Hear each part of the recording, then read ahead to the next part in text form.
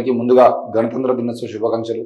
మరి చాలామంది గణతంత్ర దినోత్సవం అంటే ఏంటి అని ప్రశ్న అడిగినప్పుడు గణతంత్ర దినోత్సవానికి, స్వతంత్ర దినోత్సవానికి తేడా తెలియకుండా మాట్లాడడానికి ప్రయత్నాలు చేస్తూ ఉంటారు. అయితే ఈ ఈ తప్పు ప్రభుత్వాలు ఇప్పుడు దాదాపు 1950 నుండి ఇప్పటి వరకు ఈ ప్రభుత్వాలు గణతంత్ర దినోత్సవానికి, స్వతంత్ర దినోత్సవానికి తేడా తెలియకుండా ఈ దేశంలో పాలన కొనసాగించాయి కాబట్టి ఆ తప్పు జరుగుతూనే వచ్చింది.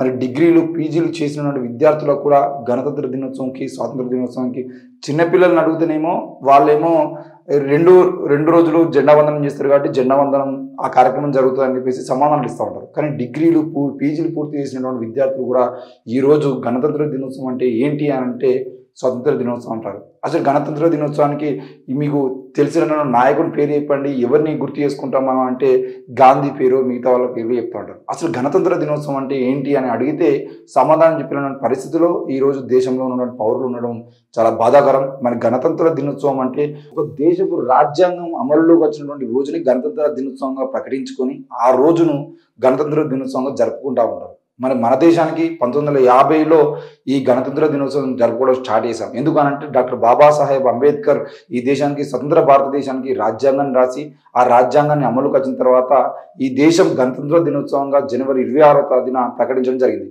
మరి అంతకుముందు ఈ దేశానికి చట్టాలు లేవు అనంటే అప్పుడు బ్రిటిష్ చట్టానికి సంబంధించిన 1935 సంబంధించిన చట్టం ఈ దేశంలో అమల్లో ఉండేది. ఎప్పుడైతే 1947లో ఈ దేశానికి స్వతంత్రం రావడం జరిగిందో, స్వతంత్రం వచ్చిన తర్వాత ఈ దేశానికి ఒక మంచి ప్రజాస్వామ్యయుతంగా ఉండేటువంటి రాజ్యాంగం కావాలి అని చెప్పేసి నిర్ణయం తీసుకున్న తర్వాత ఆ నిర్ణయంలో అమలు చేయడానికి మరి ఎవరిని పెట్టి రాజ్యాంగం రాయించాలి అని చెప్పేసి ఆ డ్రాఫ్టింగ్ కమిటీ చైర్మన్గా బాబాసాహెబ్ అంబేద్కర్ పెట్టి ఈ దేశానికి రాజ్యాంగం రాసుకోవడం జరిగింది. మరి రాజ్యాంగం అమల్లోకి వచ్చినటువంటి తర్వాత ఈ దేశాన్ని గణతంత్ర దినోత్సవంగా జరుపుకోవడం అనేది మనకు ఒక ఆనవాయితీగా వచ్చింది.